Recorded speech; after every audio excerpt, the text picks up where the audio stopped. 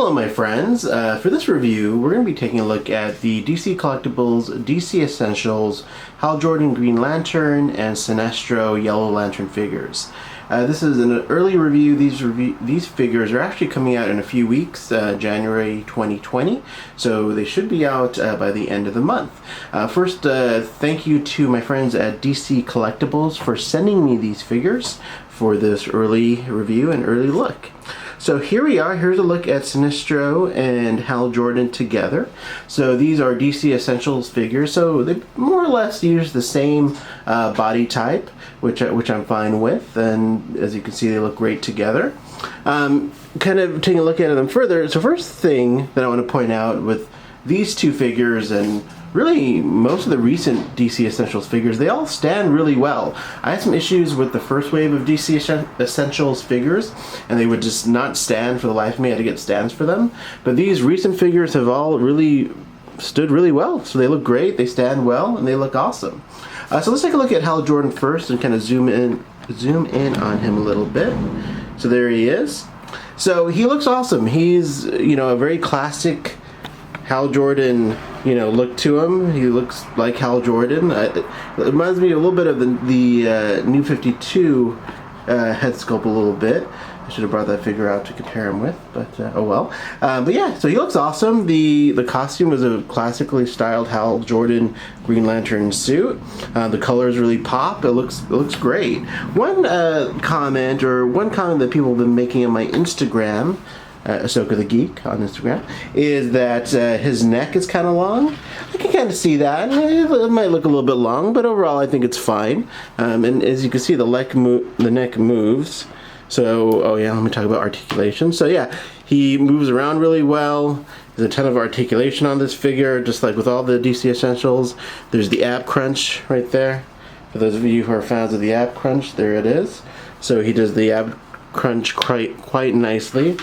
Let's have a better look at the ab crunch, and let me zoom out a little bit. There we go.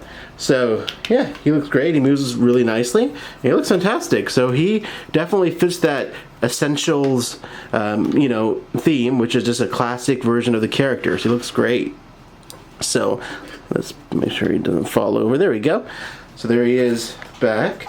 So now let's take a look at Sinestro. So this figure, I really like this figure a lot. First of all, we don't get too many Sinestro figures in life, so it's great to have a new Sinestro figure, and especially with this Yellow Lantern costume. And when I do a comparison in a moment to an older Sinestro figure, the one thing I really like about this figure is, you know, by them using the same body type as the other Essentials figures, it gives him a nice bulk to him. Usually he's been kind of skinny in other versions of the character, but this is a nice bulky version of Sinestro, and he matches up quite nicely with Hal. So zooming in on him a little bit more, there's a nice good shot of his face there. So there's his face. So he looks awesome. And just like with Hal, he's got all the same type of articulation, ab crunch, the neck moves, you can move his neck up and down and all that good stuff. So yeah, he looks great. So let me just get him back over here. So there he is, and oh, look at that. He's in a more sinister pose now next to Hal. So yeah, he looks great. They both look really nice. So let's do a little comparison with some other figures. So first, I'm going to bring out the DC Direct. And I think, I think this might be the Blackest Night Sinestro or the Green Lantern series Sinestro. But anyways, it's the DC Direct Sinestro. So I'm going to put him right next to the new Sinestro. So first of all, you can see that the yellow on the older Sinestro is more of a metallic-y looking yellow, which is great. It's a beautiful figure. And his head is, you know, a bit longer. It looks more like Hector Hammond a little bit. It's a cool figure. I love it. But yeah, he's definitely got a fatter head. And look, he must fall over. Let me get him back in there. So there he is. So I like this figure a lot. The old DC Direct figure still holds up today.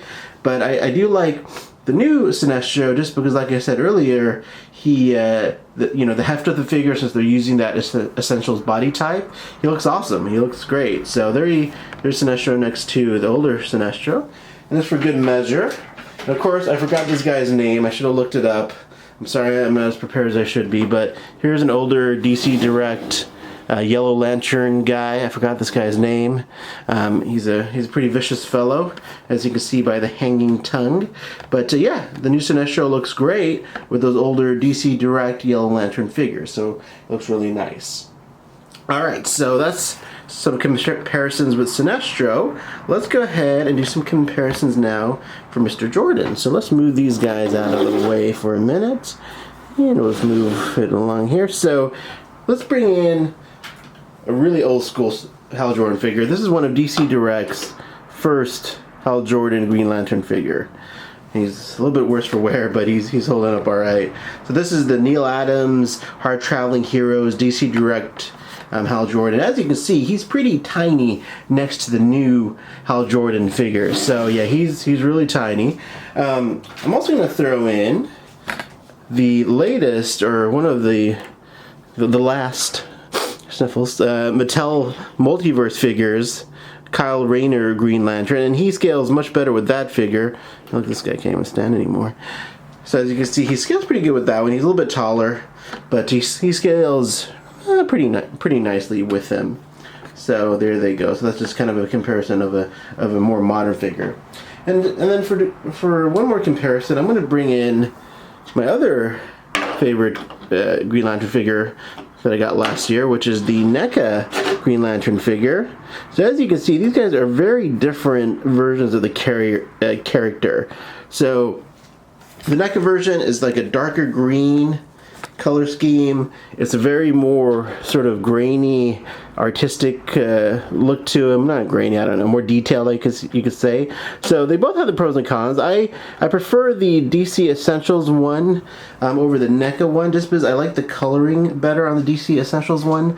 The green, I like that lighter green. I like the logo much better on the DC Essentials figure versus the NECA one. The NECA one's a beautiful figure, beautifully crafted.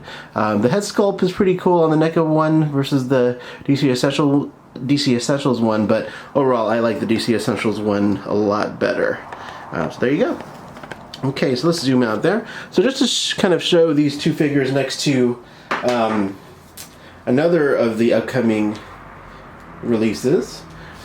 So here is the Nightfall Batman, which I love. If you watch my other video, I talk about it quite a bit. But yeah, there's the Nightfall Batman. So these figures look great next to the Nightfall Batman. Let me get these guys out of the way. So yeah, there they are. They look really nice together. Now my camera's a little off center, so let me adjust that. So yeah, they look great together. All of the DC Essentials figures look awesome because they use the same body type pretty much. So when you put them next to each other, they look great. And you know, I've obviously heard some people complain about it. They use the same body types, but for me, I'm fine with it. They look great. The figures are nice. The coloring's great. And like I said, they seem to have addressed the issue with the standing. Of course, as soon as I say that, they all fall over. But no, they all really do stand very nicely. See, look, I put them back up, and they all stand. So there you go. So they all look good together. Anyways, let's get rid of Batman here. This isn't Batman Spotlight. Alright, so there they are. So there's one last look of the DC Essentials Sinestro, Yellow Lantern, and Green Lantern Hal Jordan. Again, these are going to be available in January of 2020. So very soon. And yeah, they're definitely worth picking up. I recommend them both if you're into DC Collectibles and DC Essentials.